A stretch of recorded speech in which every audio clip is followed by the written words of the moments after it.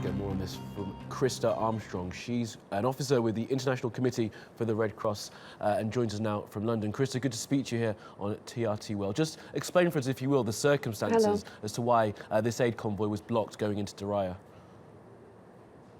I mean, our aid convoy had been green-lighted by all sides, so we'd had the agreement to bring in essential supplies of medicine, baby milk, some vaccines, as well as hygiene supplies. And it was a joint convoy between the UN, the International Committee of the Red Cross, and the Syrian Arab Red Crescent. And they had been there for about 7 hours trying to negotiate access. At the last checkpoint, they were turned down and eventually we had to turn back because we couldn't deliver aid according to our, independence and other principles. Absolutely. And why were you rejected from going into Daraya? I mean, it's been 3.5 years and no humanitarian supplies. I mean, you saw the stories just there of the woman with her child and describing the difficulties they face. I mean, it's urgent that we get supplies in there. It has been, yesterday was supposed to be a first step to bring in some supplies with a view of returning and bringing, evaluating the water situation, evaluating the other needs, because 80 to 90% of Daraya has been destroyed, has been severely damaged. So we, were negotiating. We had the green light this time, and we were refused at the checkpoint, at a government checkpoint there. And Krista, just clear up for me, if you will. There are reports this morning that you were refused access because you had milk in the convoy. Is that right? I mean, as I say, they were there for 7 hours. It's not because of baby milk, or they didn't let all the supplies through. We needed to make sure that we were able to bring the basic supplies. It was 5 trucks with, given the needs, is not sufficient to respond to what the population needs now.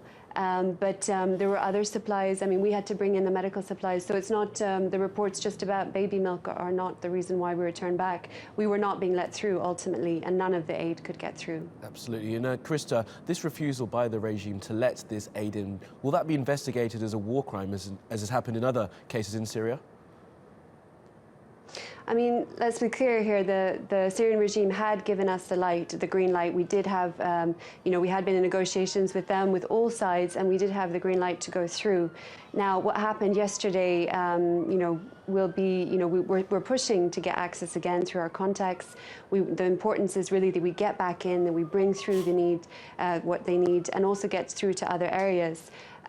So that's the main thing. We were stopped at a government checkpoint, but that we had the green light from the government overall to proceed, and we hope that we will be able to in the next few days. Absolutely. So from what you're saying, it seems as if it may have been that one checkpoint where guards there wouldn't allow you through. So where is this aid now, and when are you going to try and get it in again?